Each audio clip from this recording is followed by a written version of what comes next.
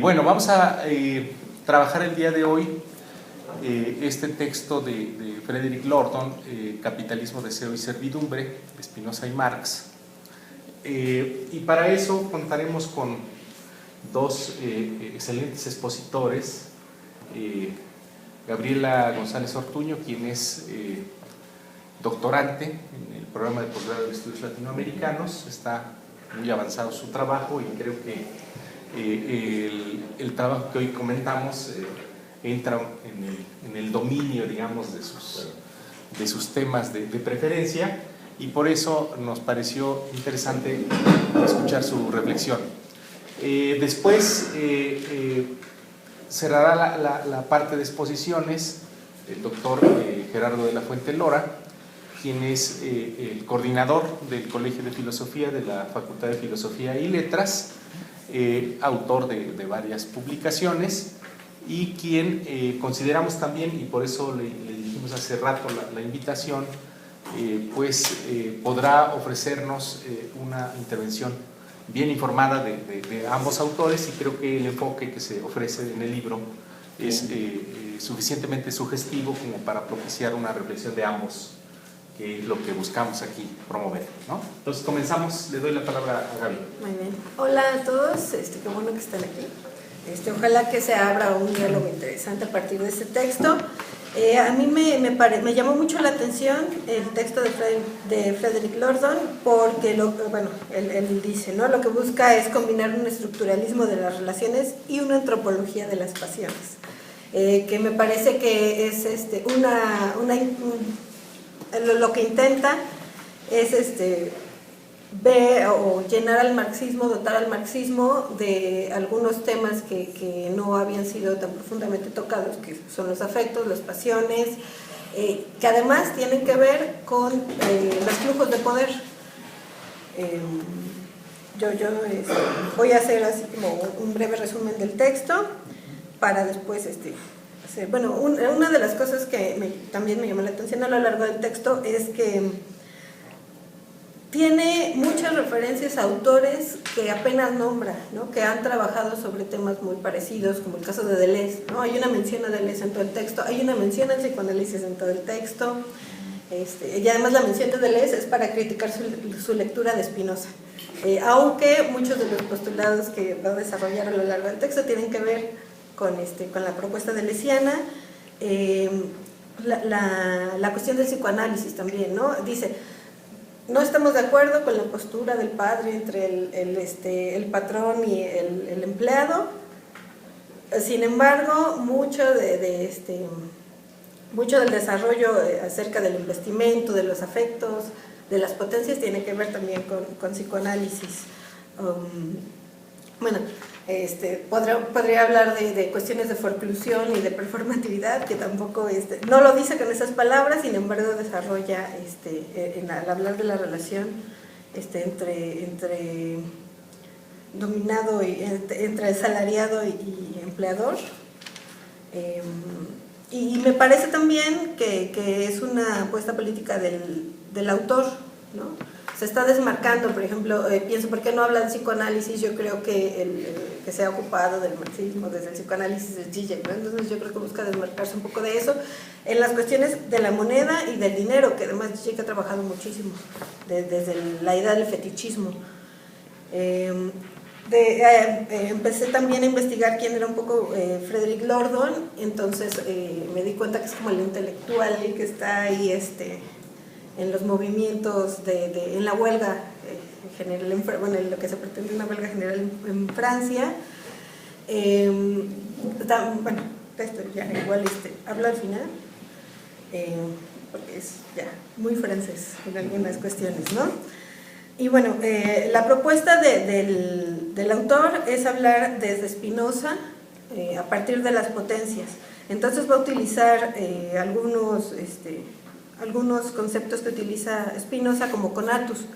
Conatus es una potencia de ser, es una energía de deseo, que en otras cuestiones se llamaría pulsión, ¿no?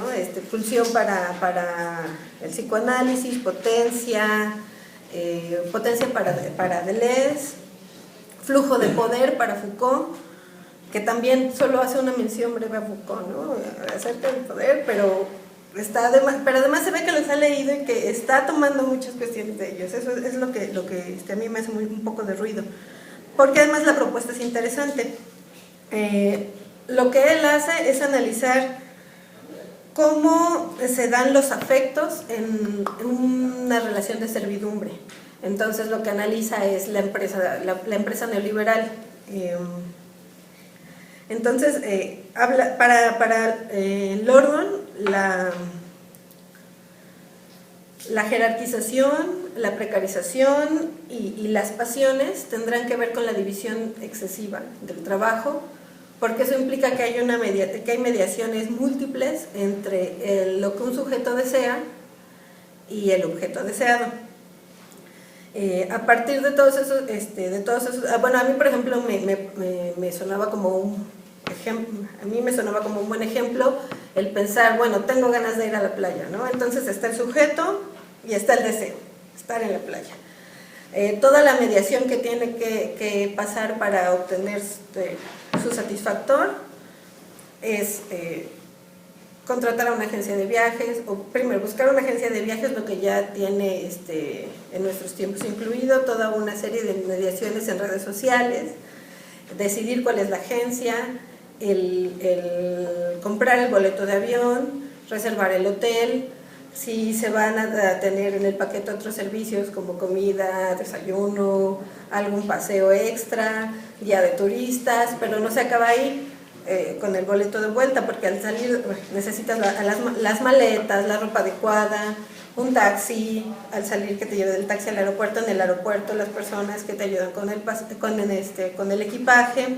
Entonces las mediaciones múltiples entre el sujeto y el deseo que quiere es lo que además jerarquiza, porque no tiene el mismo valor quien está contratando, quien te está ayudando a armar un paquete, al señor que te ayuda con las maletas, ¿no? Entonces eso ya implica todo un flujo de jerarquización, de precarización en el trabajo, porque además a lo que alude es a que todo este sistema funciona a partir del miedo. Entonces, ¿cómo funciona el temor o la violencia? La violencia económica, incluso lo dice por ahí. Pues es a través del miedo de que no seas capaz de tener ese tipo de privilegios, ¿no? Entonces, es a partir de ahí, algo que podría comenzar como la defensa de la nuda vida, que también menciona, que es la satisfacción de las necesidades básicas. En realidad se va tornando cada vez más complicado por las intermediaciones, por las jerarquizaciones que eso va a marcar. A todo esto le va a llamar, bueno, y todo esto porque el sujeto se mantiene dentro de estas líneas en donde lo que va a desear va a ser el consumo además a partir de un deseo por el dinero, ¿no? Que se va a convertir en el fetiche, aunque él no lo dice así, se va a convertir en el fetiche de la relación monetaria. Hace una diferencia entre lo que es la moneda como una relación social, que además es una relación social que se finca en la confianza, y el dinero ya sería como el fetiche, ¿no? La sustitución, lo que te va a dar acceso al placer, al satisfactor.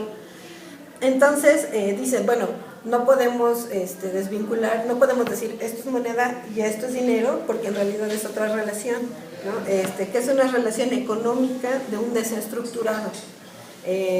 Tenemos una relación, pero a través de esa relación vamos a obtener lo que estamos deseando. Entonces, bueno, esto también ya ha sido como muy analizado en el marxismo. El asalariado no tiene más que acceder a ese sistema, entrar dentro de ese sistema, además con confianza, y aquí es lo que va a introducir con mucha fuerza Lordon, la cuestión de los afectos, porque se va a centrar en la situación de servidumbre. Entonces él plantea que la servidumbre se da a partir de las potencias afectivas. Entonces, siguiendo a Spinoza, él va a decir que hay afectos tristes y afectos alegres. La novedad del neoliberalismo actual sería que sí, aunque funciona a través del miedo, también funciona a través, o con mucho más fuerza, por los afectos alegres, por el consentimiento. Consentimiento va a ser otro de los principales conceptos, y bueno, el consentimiento se va a fincar en los afectos alegres,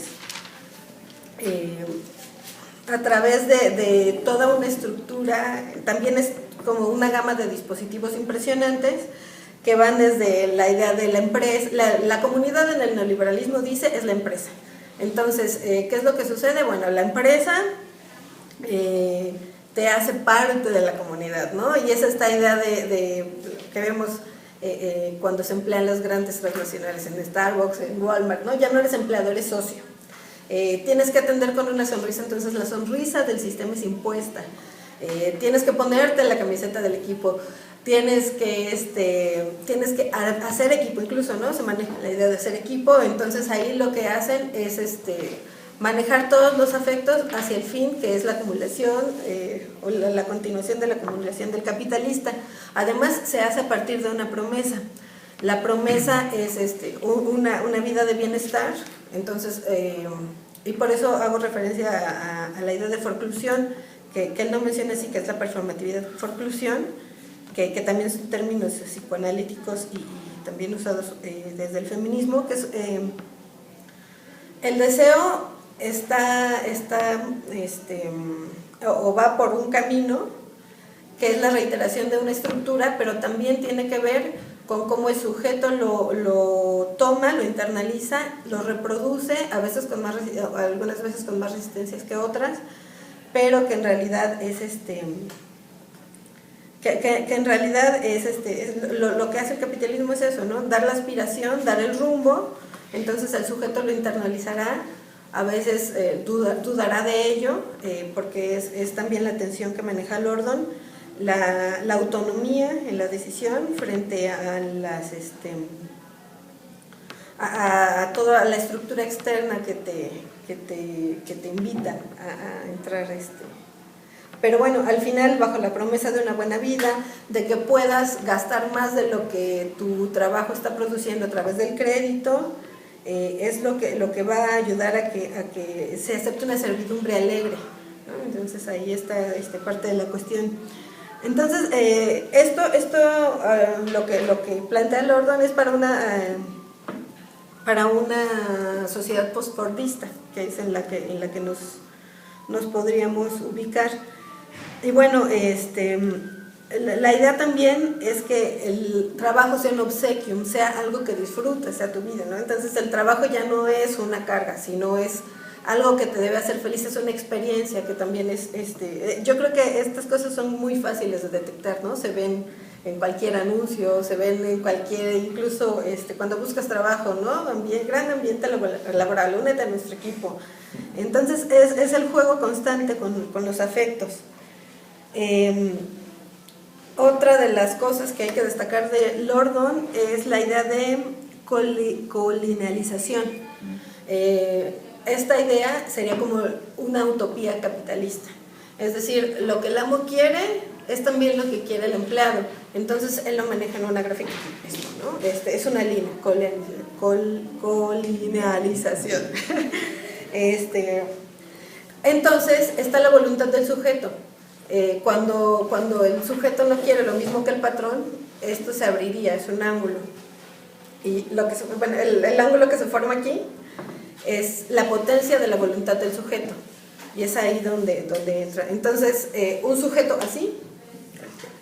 Perfecto, sí, claro, gracias. Sí, de hecho yo me imaginaba el ángulo incluso con dientes, ¿no? O sea, el sujeto está así, con toda la potencia que puede tener para resistir lo que busca el amo o el empleador y el empleado, ¿no? Entonces, entre más abierto se encuentre el ángulo, será mayor la potencia. Pero y la utopía capitalista justo lo que busca es esto, que sea exactamente lo mismo y que la servidumbre se acepte sin mayor resistencia. Entonces, bueno, esto es parte de la propuesta. Hablará siempre de un sujeto deseante. Como les dije, la idea de consentimiento como una economía de la alegría, ¿no? El consentimiento solo se da en la capacidad que tenga el sistema de jugar con la economía de la alegría. También se utiliza el miedo, y en ese sentido lo que se construye es un totalitarismo, porque lo que se hace es que el sujeto se inviste de la institución, se inviste de la empresa, ¿no? Entonces, y además eso se le vende como libertad. Eso es interesante, porque hacia el final del texto habla de esta libertad creativa que utiliza el capitalismo. Entonces es un totalitarismo que se pone la máscara de libertad, porque claro, tú puedes trabajar de freelance, puedes tener tus horarios, puedes ser muy creativo, siempre y cuando te ajustes a ciertos parámetros, lo aceptes con alegría, no tienes derechos sociales, pero puedes ser creativo, ¿no? Te quitan como algunas cosas para que aceptes otras. Y esto lo llamo como la autosuperación del capitalismo debido a sus propias contradicciones, ¿no? Justamente un sujeto que busca libertad, que buscaría alguna forma de emancipación de la alienación del trabajo, termina alienado desde otro punto de vista, ¿no? Que es esto de la libertad creativa, y pone como ejemplo al artista. Bueno, todo es, también parte de la idea de esto es que todo esto se naturaliza. Entonces, la dominación se vuelve algo absolutamente normalizado. Menciona, creo que es el único al que le da realmente crédito a Bourdieu, en el hábitus, ¿no? Entonces, me parece el único al que le da crédito. Bueno, al final él se plantea desde el comunismo qué se puede hacer, ¿no? Si se supone que la apuesta política es la igualdad, antes que la libertad, la igualdad. Entonces, ¿cómo manejar esta cuestión de la servidumbre? Él dice, bueno, la verdad es que no hay salida. La servidumbre va a presentarse en cualquiera que sea el sistema, ¿no? Es como muy humano manejar los afectos en relación al poder, en relación a los intereses. Sin embargo, él lo que dice es que lo que se puede hacer es, desde un punto de vista comunista, cambiar los parámetros de deseo, porque en realidad tampoco lo dice así, pero es un punto de vista muy estructuralista, porque al ser consciente de cómo se mueve la potencia del deseo dentro de una estructura, él lo que dice, bueno, lo que tendríamos que cambiar es el objetivo, los satisfactores, lo que da alegría, ¿no? Ya no es el consumo, ya no sería el crédito, el poder gastar más de lo que estás ganando, sino la búsqueda de que el otro tenga tanto como tú. Eso ya implicaría, ya no se mete más en eso, porque eso ya nos mete en un problema a todos, ¿no? Que implica como muchas cosas, muchos cambios simbólicos, imaginarios, reales, etcétera, etcétera. Y bueno, ya para no extenderme mucho, a mí me parece que Lordon hace un muy buen análisis, trata de innovar con estos elementos que desde el marxismo no se habían trabajado mucho, pero me parece que sí es como muy localizado, ¿no? Él deja de lado un montón de cosas, habla de la empresa, pero no habla, por ejemplo, de todo el sistema ilegal alrededor, los migrantes, el mercado negro. A mí, por ejemplo, me hacía mucho ruido que para él no existe, o sea, está el amo, el esclavo, y entonces el sistema funciona, pero de repente tú piensas en el contexto mexicano, bueno, y los afectos alegres, pero están los afectos tristes, pero ¿en dónde queda, por ejemplo, la violencia, el narco, lo que estamos viendo todos los días, asesinatos, feminicidios, algo que yo podría denominar como perversiones afectivas, ¿no? O economías de muerte, que ya no tienen que ver ni con las economías alegres ni las economías tristes. Pasa por alto, por ejemplo, la rabia del oprimido, ¿no? A mí también me recordaba, bueno, ¿en dónde está la rabia del oprimido? De Fanon, ¿no? Que sería como justo la contraparte a la melancolía francesa, o a la idea de melancolía, también muy europea, o a la idea del afecto alegre del que está hablando. Y bueno, y más allá también de una simple carga, también creo que de repente es sí le sale lo economista, ¿no? También pasa por alto todas las experiencias alternativas que tienen que ver con lógicas que a lo mejor no alcanzan a romper con el sistema, pero que están tratando de hacer cosas diferentes, como el buen vivir, la producción comunitaria dentro de otros sistemas. ¿Qué otra cosa? La función de la fantasía. Bueno, también creo que habla como de una función de fantasía, sin nombrarla así. Insisto, a mí me parece como un desmarque muy, muy político.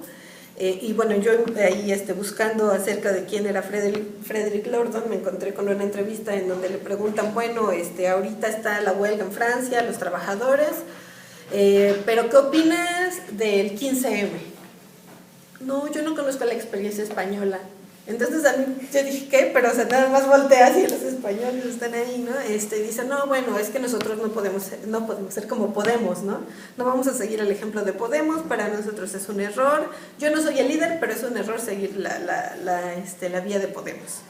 No sé lo que va a pasar con este movimiento, y entonces yo creo que sí, que justo este trabajo tiene que ver también con esos planteamientos, con lo que él está tratando de desmarcarse dentro de su contexto, con a lo que está tratando de acercarse. Y bueno, pero en general creo que es un texto muy bueno, es un texto que te atrapa y tiene además una lógica muy coherente, ¿no? Sí llega al punto que aunque es limitado para otros contextos, expone muy bien. Y bueno, yo ya, hasta ahí le dejo. Perfecto. Por favor, doctor. ¿Sigo yo? Gracias.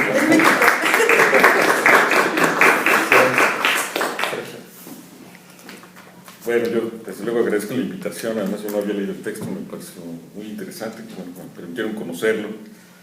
Yo supongo que ya todos lo leyeron por lo que estaban diciendo, ¿no? Entonces, podemos hacer más bien comentarios, te resumen. Afortunadamente hablaste tú primero, entonces me ahorras mucho resumen que pensaba hacer. Bueno, a mí me parece que es un texto muy, muy importante, muy bello. Me gusta por varias razones. Una, ya se le había dicho a Jaime Ortega, pero no me creyó, me parece que es un texto muy althuseriano. Menciona 2 veces Althusser. Pero es un texto que está muy, muy claramente dentro de la perspectiva filosófica de Althusser, por varias razones. Una, por su tesis central. El libro se llama Capitalismo, Deseo y Servidumbre, porque Lordon uno de los valores más importantes del texto, yo creo, es ese. Dice que tenemos que dejar de lado ya la problemática de la servidumbre voluntaria, que es el nombre del libro de Lavoisier, que escribe durante la Revolución Francesa, pero que es el enigma de la filosofía política, o de una cierta manera de ver la filosofía política. Dice Rousseau que el problema político no consiste en por qué obedecemos cuando tenemos la pistola en la cabeza. Eso no tiene ninguna complejidad teórica, ni vale la pena ni siquiera pensarlo. Si tienes la pistola en la cabeza, tienes que obedecer. El problema es por qué obedecemos cuando no tenemos la pistola en la cabeza, dice Rousseau. Ese es el problema de la política. Y ahí aparece Lavoisier. Parece que hay situaciones en las que estamos en servidumbre voluntaria. ¿Por qué diablos estamos en servidumbre voluntaria? Contestar a eso, plantearse el problema así, es siempre ya caer en cuestiones de alienación, de enajenación. Siempre hay algún engaño de por medio, alguna falsedad, alguna cosa así carente. Y Lordon es althusseriano porque justamente Althusser hubiera negado esa posibilidad. Todo lo que sea enajenación y alienación en Marx, para Althusser no es marxista, es anterior a Marx, es otra cosa.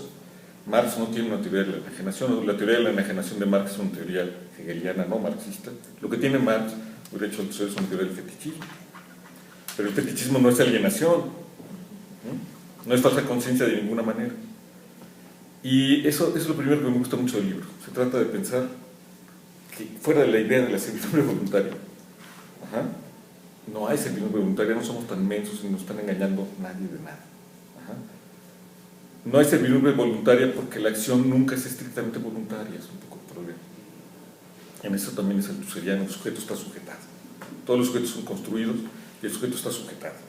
Sujeto quiere decir sujetado, es el participio irregular del verbo sujetar. Y eso también es muy, muy altuseriano. Cuando hacemos servidumbre, pues ¿cómo te llamas, perdón? Gaby. Como lo decía Gaby muy bien, la servidumbre y el consentimiento son exactamente lo mismo, nada más que la servidumbre es triste y el consentimiento es alegre. Pero son siempre acciones que están determinadas por nuestros afectos, y nuestros afectos no son voluntarios, no son conscientes. Eso me gustó mucho el texto, en ese sentido post-altuseriano. La primera referencia que hace Althusser es precisamente eso. Dice, hay lecturas pre-althuserianas que hablan de la enajenación y estas cosas. No hay enajenación, el fetichismo es la forma de la subjetividad del capitalismo y ya está. En ese sentido es althuseriano. Es althuseriano también porque empieza analizando la relación salarial y dice que es el eje del capitalismo. Así empieza también Althusser su ideología de partidos ideológicos de Estado. Dice que en la relación salarial se cruzan todas las problemáticas del capitalismo, pasan por la relación salarial, es el nudo de este asunto del capitalismo. Y la relación salarial es el eje, el vínculo que encuentra Lordon entre Marx y Spinoza, porque la relación salarial es el eje del capitalismo porque somete a todos los que no somos dueños de los medios de producción a la necesidad de atravesar por el deseo de otro para obtener el dinero. Sin el dinero no hay ninguna posibilidad de realizar ningún deseo. Y siempre, en el fondo, siempre está la amenaza de que nos vamos a quedar sin la relación salarial. No, los que no somos dueños del país o de algo así, estamos atenidos a que recibamos un salario de algún lado. Y todos los días, toda la vida, hay la amenaza de que lo perdamos. No podemos ser gerentes de la empresa más importante que quieras, podemos tener tiempo completo definitivo en la UNAM, que parece que es absolutamente intocable, pero cualquier día un Calderón se despierta en la tarde calenturiento y cancela la compañía Luz y Fuerza del Centro y deja 40,000 personas en la calle después de 100 años de familias, de 3 generaciones de electricistas. Tú te puedes quedar un viernes en la tarde en la calle y ese miedo existe y es el eje de todo el capitalismo, de toda la satisfacción del capitalismo. Es una pasión triste y estamos siempre tristes los asalariados por ese lado. Ese es el bajo continuo del capitalismo. En ese sentido también es althuseriano y es althuseriano también por el énfasis en Spinoza. Althusser es gran lector de Spinoza, es de los primeros que leen en la filosofía francesa Spinoza contemporánea, pero todos ellos, todos los que derivan de Althusser, que están en la misma escuela, alguien le llamó estructuralista de manera un poco rara, Foucault, Deleuze, Derrida, Jean-Luc Nancy, Jacques Rancière, toda esta escuela francesa de filosofía, hasta Lordon, son spinozianos. Esto de que sea spinoziano es muy importante por muchas razones, y el texto va a girar mucho en ello. Yo solo hacer una cosa después de lo que dijo Gaby, que es muy, muy claro. Para entender esta cuestión del deseo en Spinoza hay que estar claros de que en Spinoza el deseo no tiene nada que ver con la carencia. Porque nuestra imagen usual del deseo es que deseamos algo porque no lo tenemos. Que en ese sentido el deseo es un motor porque es una falta. Pero en Spinoza el deseo no falta, ni en Deleuze. Deseo es que deseamos, pero no porque nos falte, sino porque nos sobra. El deseo es una potencia, es una fuerza. Nuestro deseo es el que crea sus objetos y no al revés. No es porque hay unos Converse que no tengo, entonces quiero los Converse. No, quiero los Converse porque los deseo. Es primero mi deseo y luego el objeto es el deseo el que produce su realización. Insisto, es muy, muy importante. El deseo es porque sobra, no porque falta, es una fuerza. En Spinoza, el ser mismo es ese deseo. El ser es potencia, es poder, hubiera dicho Foucault. Porque en español, y también en francés, pero en español, se nos mezcla la noción de potencia con el sentido aristotélico. Como en Aristóteles distingue entre acto y potencia. Entonces, nosotros solemos entender potencia como posibilidad. Y otra vez, algo es posible porque falta algo. Pero en Spinoza, potencia es siempre en acto. No hay acto y potencia. Potencia es poder. En ese sentido, Foucault es muy spinoziano. El poder en Foucault es poder porque puede. Nosotros estamos acostumbrados a pensar en el poder siempre en términos negativos. Poder es lo que nos impide hacer algo. El poder siempre es negativo desde una perspectiva liberal, no nos deja construir, no nos deja vivir, nos impide cosas. Pero en Foucault el poder es positivo, lo está tomando de Spinoza. La potencia en Spinoza es que se puede, es un poder. El deseo puede. Y este deseo, en su desenvolverse en el mundo, produce afecciones. Tú andas por el mundo deseando. Claro, cuando deseas chocas con la pared, algo pasa. Y eso te causa, te deja marcas, te afecta, te moldea. Estás como abollado por el mundo, vas transitando por el mundo y vas recibiendo un montón de abolladuras. Esas abolladuras son afecciones. El resultado de las afecciones son los afectos. Entonces, después de 50 golpes, tú ya estás muy maderado de las salpicaderas, entonces tal vez ya no camines derecho, te vas chuequito porque tu chasis se enchuecó, ¿de acuerdo? Bueno, el chasis que va para algún lado son afecciones. Sigue siendo deseo, pero el deseo no se expande como un escopetazo para cualquier lado, sino que tiene una historia. La historia del deseo son las afecciones. Por eso hay historia humana. Porque algunas sociedades han canalizado sus afecciones de ciertas maneras, otras de otras maneras, pero tampoco es que las afecciones acontezcan como sea. Yo creí que iba a decir que algunas sociedades están más abolladas que otras. Sí, tienen abolladuras diferentes. Eso me parece muy importante. Ahí Spinoza forma parte de la filosofía moderna. Dice Alberto Hirschman que lo que caracteriza a la filosofía moderna es que todos los filósofos modernos de los siglos XVII, XVIII hasta acá, hasta nuestros días, consideran que lo que mueve a actuar a los hombres son las pasiones. Lo que mueve a actuar a los hombres son las pasiones. Estarán de acuerdo Hobbes, Locke, Berkeley, Hume, Spinoza, son todos. O sea que la razón no mueve. La razón no nos puede obligar a hacer nada. O sea, la razón nos puede dar orientaciones, pero no nos hace mover un músculo. El motor, literalmente el motor de la acción, son las pasiones. Así que si ustedes están aquí hoy, pueden echar un rollo racional. No, estoy aquí porque Latinoamérica merece que yo... Sí, pero no. Si fuera por la razón estarías en tu cama. Puta, Latinoamérica merece que yo... Te voltearías, pero no vendrías. Si estás aquí, estás porque tienes miedo, porque estás contento, porque algo te molesta, algo te afecta. Si no, no moverías un músculo. Y eso es lo que nos está diciendo Spinoza. Lo que mueve a actuar a los hombres es el deseo. Esta fuerza.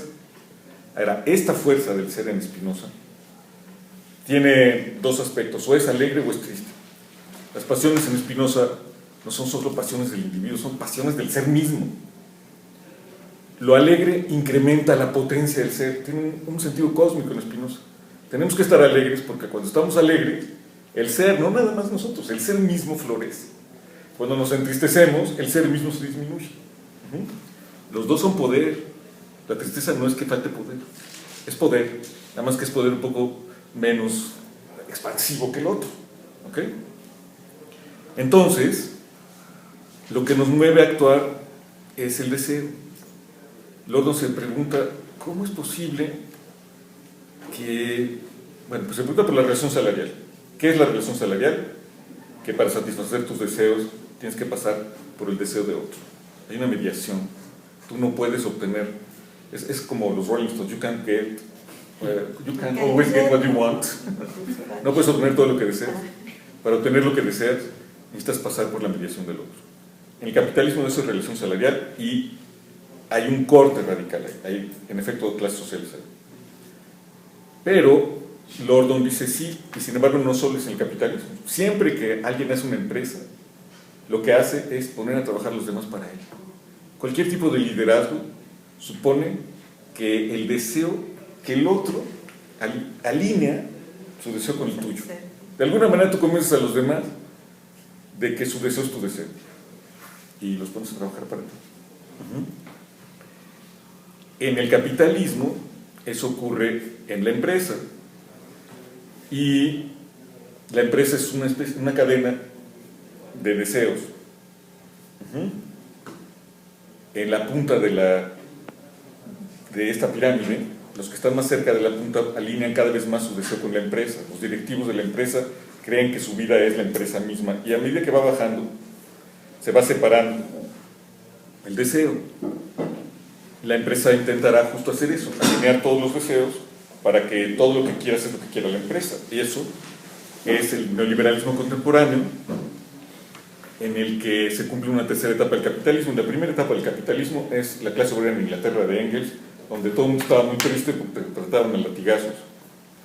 Y tu única posibilidad de sobrevivir era salir del trabajo algún día y ir a descansar a tu casa. Pero entonces, en tu casa te separabas del dispositivo.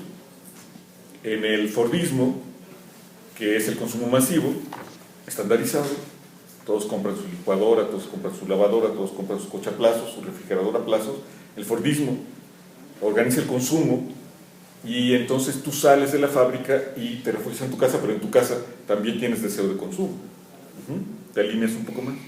En el capitalismo actual, en la empresa neoliberal, lo decía muy bien Gaby, ahora eres feliz en tu trabajo. La idea es que todo lo que deseas sea lo que desea el capital, ¿no? Es un sometimiento abierto y se trata de que sea un sometimiento feliz, ¿ok? Ese es más o menos el argumento del Lordon. Yo vería algunos problemas allí, no me extiendo más porque ya Gaby nos lo presentó. Hay varios problemas. Uno, yo les planteo 3 problemas. Uno es esta cosa de la matematización. A mí me parece totalmente gratuita la grafiquita y la fórmula del coseno, de no sé qué cosas. Nosotros podemos usar nuestras fórmulas de la trigonometría de la secundaria para lo que queramos, pero no veo ninguna razón para hacerlo aquí. Y me parece que Lordon, quiero creer que es irónico. También Althusser trabajó mucho problemas de matematización y ciencias sociales. Y la matematización y ciencias sociales usualmente solamente cubre cosas, requisitos de prestigio científico, porque se ve bien que haya matematización, pero el argumento no agrega nada, ni demuestra nada, ni aporta nada, salvo que Lordon quiere presentarse como científico social. Yo me ahorraría la matematización, creo que no tiene ningún caso ahí. En fin, pero ese es el problema menor. Hay un problema más importante, mucho más importante, y es que Lordon reconoce a Marx toda la parte de la relación salarial, la descripción del miedo como agente de domesticación, pero hay una parte donde dice que deberíamos ya abandonar la noción de explotación como nos la propone Marx. Lordon dice, sí, existe la explotación, pero necesitamos un concepto de explotación, dice, que vaya por el lado de Spinoza, por el lado del deseo, y no por el lado del valor. Lo que él propone es sí existe explotación, porque la explotación consiste en eso, en que te alineo hacia mi propio deseo.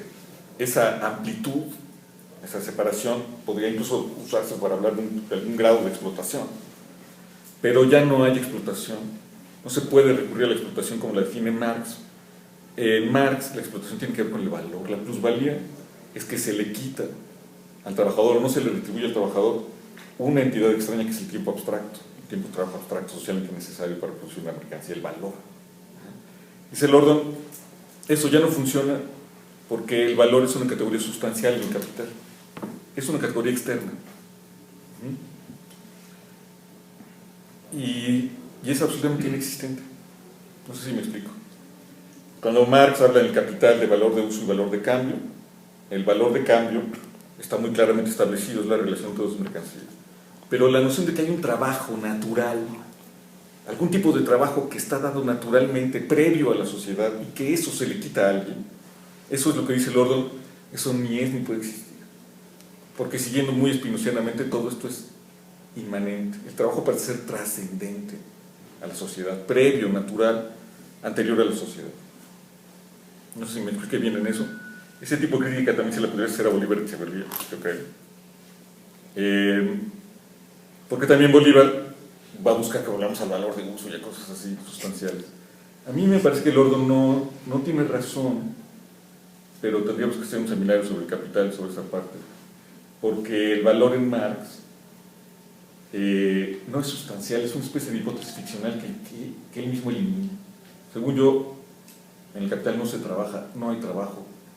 Es una forma de argumentación muy parecida a la que nos propone Wittgenstein en el Tratado Lógico-Filosóficos. Wittgenstein dice ahí: construyo, elevo una escalera, llego al primer piso y quito la escalera.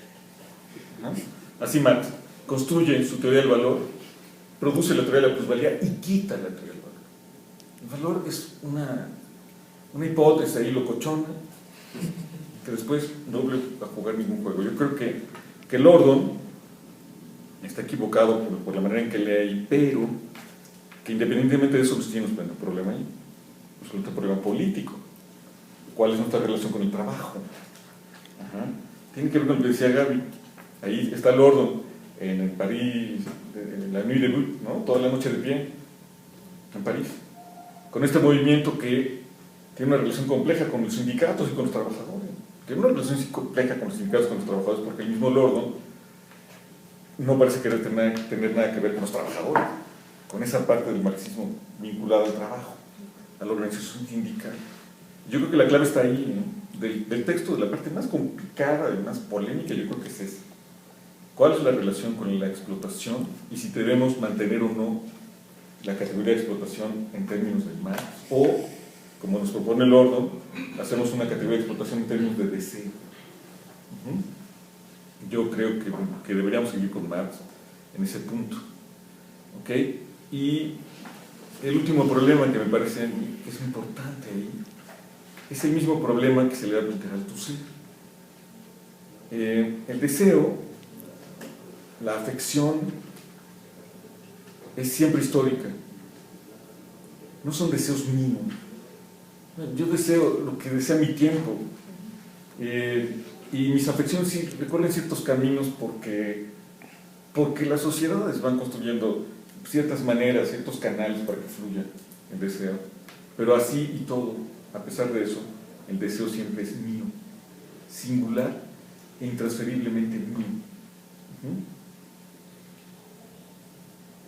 Dice Althusser en Ideología de Aparatos Lógicos de Estado: todos los sujetos son construidos. Yo, Gerardo de la Fuente, no me puse mi nombre. Todo lo que soy es producto del discurso del otro y de mi tiempo. Cuando yo quiero algo, no es que no lo quiero yo, es que lo quiere el sujeto por el que estoy sujetado. Digamos, yo hablo como estoy hablando ahorita porque soy académico, pero todos los académicos hablamos igual. ¿Por qué hablamos igual? Porque es una institución que nos está sujetando.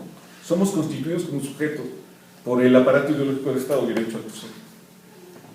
Sí, pero al mismo tiempo yo tengo que creer que yo soy quien determina las decisiones. Yo escojo cada una de las palabras que digo aquí. Yo me he visto como me he visto. Yo siempre se le pongo ese ejemplo a los estudiantes. Los estudiantes se pasan 2 horas ante el espejo para venir acá echando estilo y todos son igualitos. Cada uno cree que ha elegido cómo ser estudiante, pero todos están sujetados y son constituidos como estudiantes. Y sin embargo, ser un sujeto significa que yo tengo que creer que decido libremente cada una de mis acciones. Ese es el último punto que me parece muy problemático del Lordon, porque es muy problemático del Althusser. ¿Cómo es que el deseo es una fuerza y sin embargo es siempre mío, intransferiblemente mío? Es el mismo problema que tiene Deleuze en el Antiedipo. Dice Deleuze: el inconsciente no es privado, cabrón, no es tuyo. Ajá. No es que vas al psicoanalista y tú le digas tu inconsciente, pero tu inconsciente no es una propiedad privada, no te pertenece. El inconsciente es un río que fluye, que te constituye, te atraviesa, te hace pedazos, lo que sea, pero no es tuyo. Sí, pero sin embargo el que vive soy yo. Y yo creo, siento que decido lo que estoy haciendo, que soy. Ajá. Ese es el problema que vuelve a dejar en pie la cuestión de la servidumbre voluntaria. Por eso, por esa evidencia intuitiva, es que no es fácil deshacerse de la idea de la servidumbre voluntaria y todo el paquete que viene con ella, la enajenación, la falsa conciencia, el engaño. Porque yo siempre creo que yo decido libremente. Ajá. Entonces voy a la empresa y yo me someto. Igual aquí, en este ámbito en el que estamos. Ustedes que son tan aglantines, aquí están calladitos desde hace más de 1 hora. En su casa nadie los soporta porque hablan, ya hablan, pero cuando llegan aquí, se aplastan ahí. Cero. Domesticados, ¿no? Domesticados. ¿Y qué dirán ustedes? Bueno, sí, pero es servidumbre voluntaria, ¿no? O sea, yo decidí domesticarme. ¿Cómo te autoexplicas que no decidiste someterte? Es que hay una institución que te constituye en el sometimiento y estás alegremente sometido, pero estás sometido. Es lo que dice Lord, ¿no? Tu sometimiento es consentimiento. ¿Cuál es la diferencia? Que estás contento. Pero yo creo que mientras no se explique eso, que es un tema muy recurrente, la agencia, el sujeto, ¿cuál es el papel del sujeto? Sí que existe un protagonista de la historia o no existe un protagonista de la historia. Yo creo que Lord no lo resuelve, aunque su texto ya con esto es muy bueno. Y ese es muy bonito. Todo este rollo del consumo, del someterse al empresario, pero además sin culpabilizar al sujeto. O sea, no es que seamos tan idiotas que le creemos al tipo que nos da el curso de capacitación en la empresa. Eso es lo que me gusta, es que la explicación sociológica usual siempre es esto, es que somos unos idiotas, ¿no? ¿Por qué compramos los productos? Porque nos identificamos con el que los vende. O sea, sale Brad Pitt usando un reloj y entonces yo compro el reloj y me siento Brad Pitt. Puta, es que soy un idiota. Pero la explicación sociológica siempre es esa, que soy un idiota, que me están engañando, que si pensara bien, que si no fuera tan estúpido, me liberaría. Pero Lord te está diciendo, no tiene que ver con eso. No es enajenación, no es eso. Es que necesito estar alegre. ¿Okay? Es eso, es la alegría lo que me va a llevar, no la estupidez. Y eso me parece muy valioso. Más.